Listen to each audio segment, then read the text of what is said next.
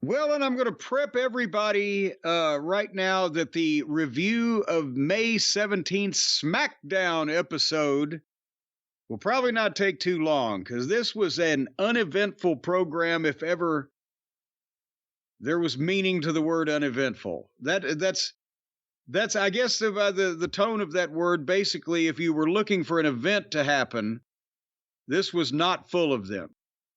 Would that be a fair assessment, Brian? I thought there was some good action. I really enjoyed the opening match, actually. Oh, I knew you would. It was good. You knew I would because it was good. No, I knew you would because you had wood. I didn't have any wood. I was watching it as someone who has no sexual desire whatsoever, just a casual wrestling fan who watches the grappling to see the grappling.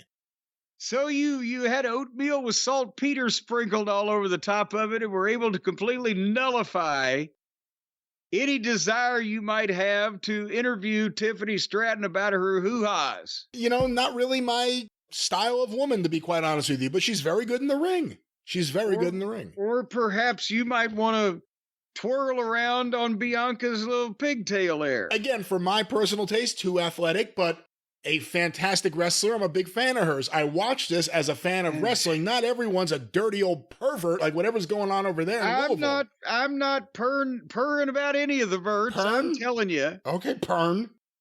Well, for people who like the girl wrestling, this was a wonderful thing, but you know, maybe it was because it was so long. We were 20 minutes into the show before it was over with. Maybe it's that Bianca's skipping and twirling is so off-putting to me. That's why I wish it with her and Jade as a team that they would both come out with the lighting and the effects and the poses and it's skipping and twirling about as Norman Frederick Charles III said one time to a waitress, "Are you allowed to take tips?" She said, "Oh, yes. Well, then take a tipple over there and get me a fresh glass of tea." And obviously it'll be filled with her spit after a comment like that. You know, he was so endearing when he said things like that. And a lot of people I saw on, well, I don't say a lot of people, because a lot of my people that I follow on Twitter that comment to me don't necessarily fucking talk about these things. But some people said that it was very physical and, you know, what an athletic struggle. This to me didn't look like a match that was worked to be a contest as much as a couple of people that were either on two different pages or not exactly cooperating. It was stiff in that way. It was like, oh shit, they landed on each other. Oh shit, they pulling her hair. Oh man, somebody's going to get hurt here, but only if you're looking at it as a work, right? I thought Bianca may have broken a rib at one point. Yeah. Well, yeah. So, I mean, it depends on, you know, what you're looking for in your female wrestling entertainment. But Bianca won and then got interviewed in the ring afterward about her bad knee. I think the knee is probably the only thing I didn't see get landed on for a shoot on her whole body. But you know, at the same time, it was a good match. It was a good match. It was good. It was good. It was good. It was a good match. Did you watch the match? I watched much of the match. Mucho macho is what and it wasn't very macho. But I'm not going to downplay the business they're doing. I also heard this was the biggest crowd for wrestling in Jacksonville, Florida since the 1986 Great American Bash we had at the Gator Bowl.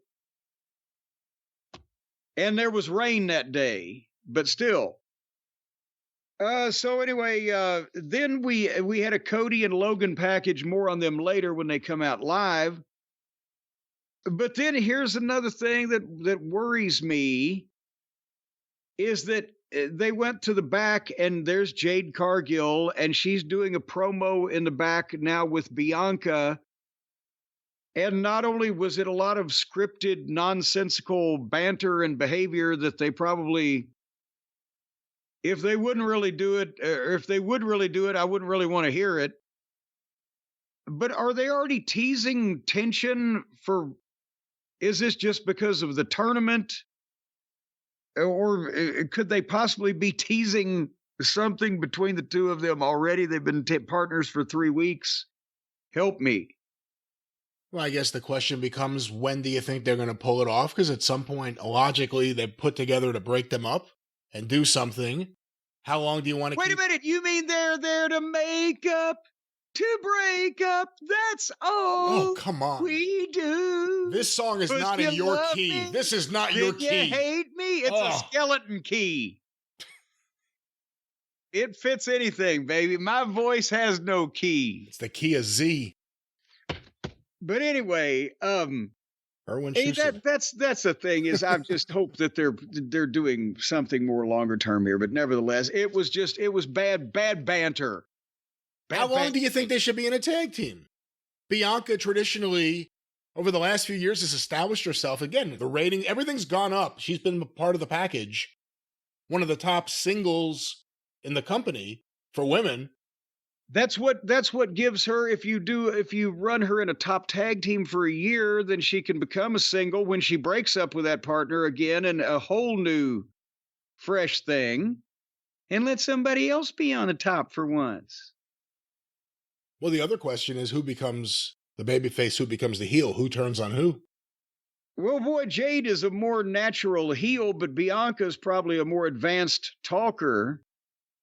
I don't. This is all written. It's all written. You can't tell what they could really do. She's been there a while, and she's a babyface. Every babyface wants to be a heel, especially if they've been a skipping, hopping, jumping. Yeah, I guess that is what you say. Hopping, jumping, hopping, skipping, jumping, frolicking, twirling, babyface, dervishing. I'm sure the idea of being a heel would be quite intriguing, but who knows? Or just dervishing. Or dervishing, whatever that is.